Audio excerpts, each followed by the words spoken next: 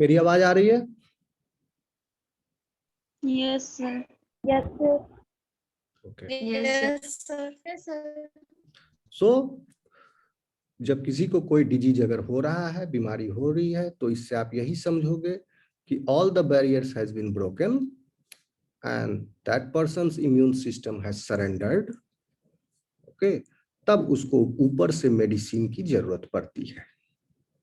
भैया हम अब कुछ नहीं कर सकते, नहीं तो आपका इम्यून सिस्टम बहुत इफेक्टिवली फाइट कर रहा है, वो कभी कभी ही सरेंडर करता है। लाखों लड़ाई लड़ते रहता है वो डेली बेसिस, एक आध दो लड़ाई हार गया, ठीक है, सालों भर लड़ते रहता है, दिन रात सोए में जगे में, इतना सारा खाना खाते हो, अगड़म बगड़म गुपचुप चुप सब जो ठेला पर खाते हो, सब में दुनिया भर का सब कुछ है ना, बाहर फूड से, तो सब वो चलते रहता है। जब कभी वो ब्रीच हो गया, वो ज्यादा बरियार हो गया, उसको पछाड़ दिया, आपका इम्यून सिस्टम को स्ट्रांग हो गया। तो यह भी जो है जेनेटिकली डिटरमाइंड होता है, why some people are more susceptible towards a disease and why some people are not developing that much life-threatening complications in the body. So this is also genetically determined because the gene is present in the individuals in different forms. This is called as polymorphism. Okay, in one person the same gene is found in a different form, and in another person the same gene is found in a different. So this is the polymorphism. So depending upon which type of gene is there, so that allele or that variant of the gene might be susceptible or protective towards that disease.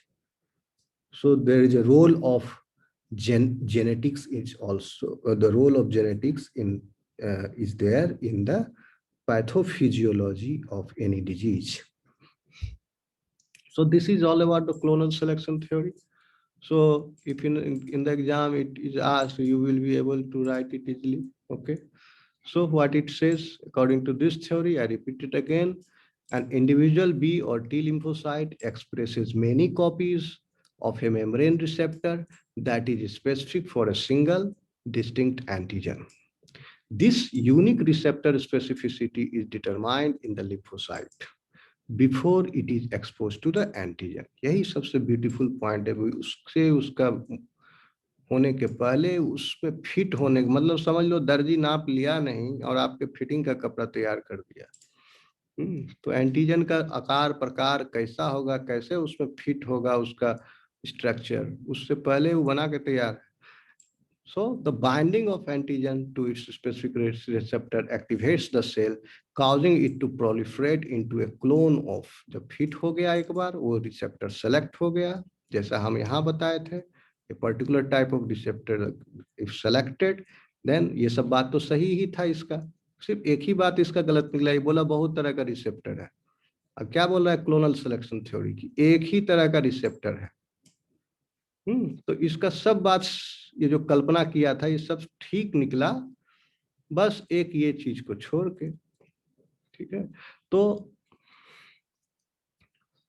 causing it to proliferate into a clone, और उसके बाद जब उसका selection हो गया एक receptor का, तो उसके बाद कॉलोनी ऑफ द सेल्स बन गए, same type of cell divided, और फिर instructional theory were formally disapproved in 1960s, reject कर दिया गया इसको, by which time information was emerging about the structure of protein, RNA and DNA that would offer new insights into vexing problem of how an individual could make antibodies against almost anything sight unseen. किसी भी चीज के against antibody बनाया जा सकता है, any organic compound, देखा हुआ बिना देखा हुआ, आज तक देखा हुआ भी, जो आज तक नहीं देखा गया है उसके अगेंस्ट भी। क्योंकि देखो डीएनए 1960s में डिसअप्रूव किया, डीएनए का डिस्कवरी कब हुआ? 1950 में। Structure of DNA was elucidated 1940, थोड़ा उसके पहले स्ट्रक्चर ऑफ प्रोटीन का आया था, वो कोलेजन हेलिक्स वाला।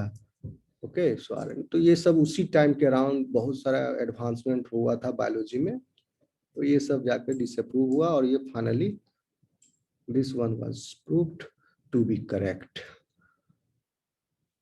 Okay, so I'll explain this picture in the next class.